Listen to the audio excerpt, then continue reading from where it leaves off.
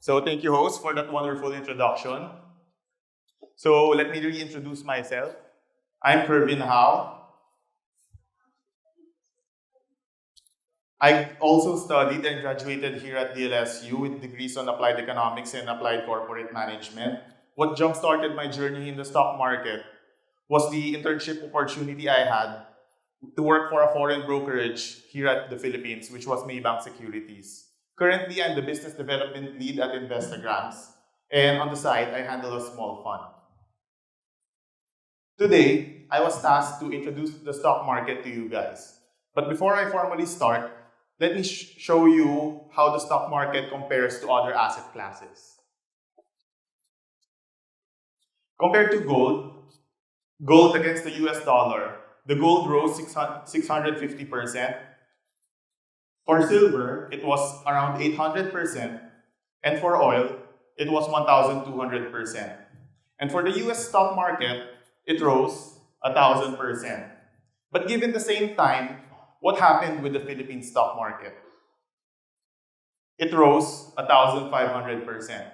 So this simply means na yung 100 pesos mo dati, kung nabili nyo dyan sa baba, tapos nabenta nyo sa tuktok, 1,500 pesos na ngayon.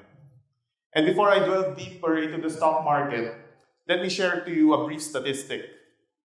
Despite our stock market being existent for over 70 years, we still have one of the lowest participation rate of our population. Last year, kaka-breach lang natin ng 1 million investors, and that's still less than 1% of our population.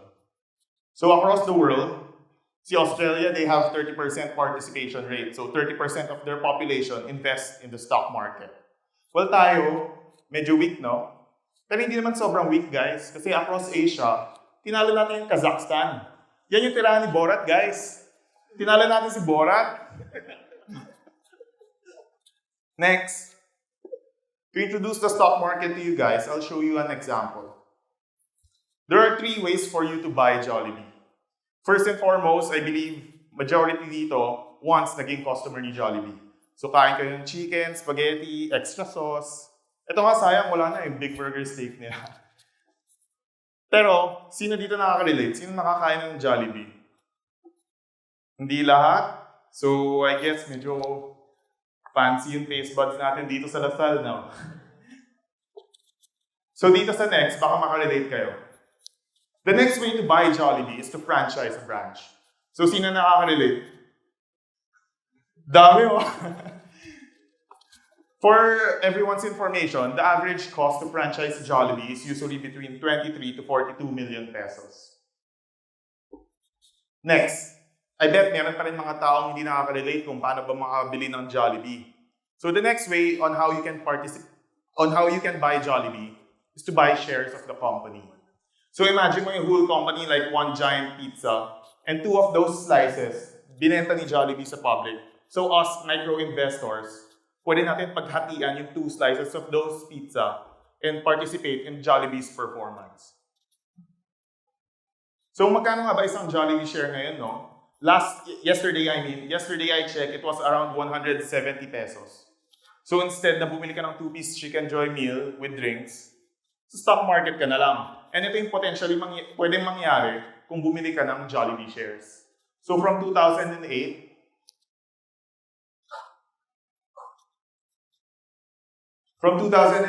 up until late 2017, umakyat yung stock ng 500%. So yung 170 pesos mo, pwede umakyat ng up to 850 pesos kung nabenta nyo dyan sa taas. And this same concept applies to all of the rest of the companies available in our stock market. Meron Meralco, San Miguel. Madami tayong public companies here in the Philippines, around 200. So in summary, the stock market is simply a marketplace or palengke where instead of buying fruits and vegetables, you trade and buy shares of companies instead. I bet madami nagtatanong, so bakit nga ba ng companies ginagawang public? Ba't nila binibenta yung shares nila to the public? Well, one main reason, it's to raise funds. Raise funds for what? Pwedeng expansion, launching of a new product, or even pay off debts. So paano kumita sa stock market, guys? There are 2 ways. The first way is through cash dividends. Cash dividends meaning kung naging profitable, for example, si Jollibee, and sumobra yung earnings nila, and they decide to share some of that earnings to us shareholders, doon pwede tayo kumita. An example of what a Jollibee cash dividend might look like is this one. Last year, namigay sila ng 1.35 pesos for every share you hold. So that time, the Jollibee share was around 200 pesos each. 1.35 pesos, medyo maliit siya compared to the total stock price of 200. So medyo hindi advisable since less than 1% yung makukuha mo dito. Pero when we buy Jollibee, it's not really for hindi naman natin habol yung cash dividends eh. Habol natin yung growth na pinakita ko kanina, which was yung up ng 500%. Pero there are some stocks that you can buy for cash dividends. For example, ito si SPC Corporation. Last year, they gave out 0.70 cents. Mukhang maliit, pero this is relative to its price, which was 6 to 8%. In the long run, kung gusto mo kumita ng pera through cash dividends, you have to find stocks that provide good dividends. And the second way for you to buy Jollibee, not for you, to earn into the stock market is, imagine you have 50 pesos. Yung 50 pesos mo, bumili ka ng Jollibee share when it was back at 50 pesos. Tapos, through company growth, performance, dumoble yung stock price. So, yung 50 pesos na binili mo dati, ngayon, worth 100 na. Pag binenta mo yan, instant double pera mo. Yung 50 mo, 100 na ngayon. And para sa hindi nga nakaka-relate sa stock market, imagine, yung one branch mo dati, dahil nga mataas yung performance ng company, madami kayong customers na dumadating. So ngayon, may pangbili na kayo ng second branch nyo. So, the main point I want to impart to you today is why should you invest? And when I say invest, it's not necessarily in the stock market. The main reason why you should invest is because our money depreciates every day. And this is seen through inflation. One of the best examples I can show you is yung tuition fee here at DLSU. Here. Last academic year, it was 3,520 pesos per term. Ngayon, nasa 3,660 na. So, hindi talaga pwede na nakatago lang yung pera natin sa alkansya. So, what this simply means is yung 20K salary ng previous generation natin can buy just the same amount of grocery sa 40K salary natin here today. And again, when I personally believe na saving money is quite overrated. I believe what you do with your saved money or where you invest it is far more important. And again, it doesn't really have to be the stock market. Pwedeng franchising, crowdfunding, opening up your e-commerce business. But personally for me, I believe the stock market is one of the best places you can invest. And here's why. This is last year's top 10 performing stock for the second quarter. Hindi yata gano'ng kita sa likod, pero let me share it with you.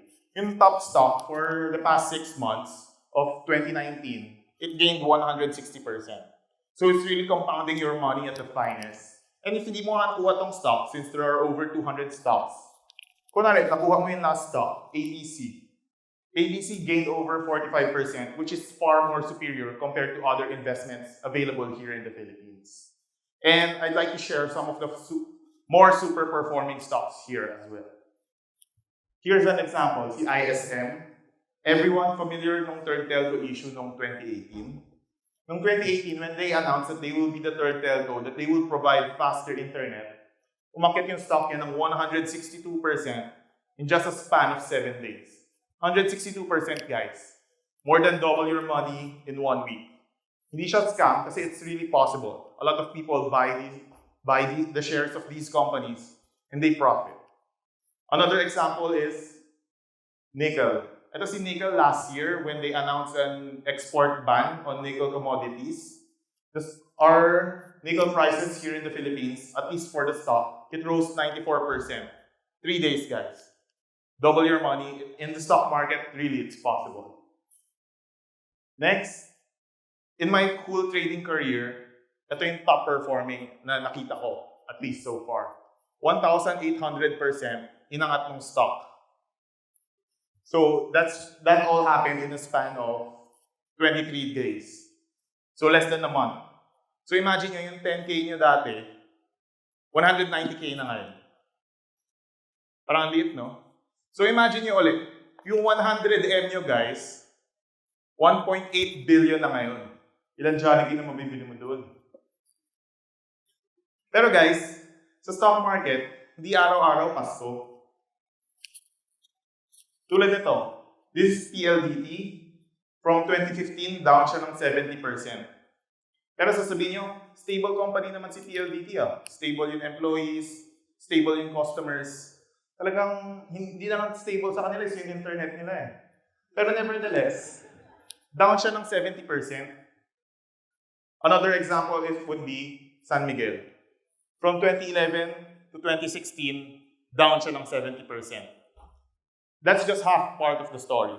Another part of the story would be from 2016 onwards to 2019, umakyat siya ng 339%.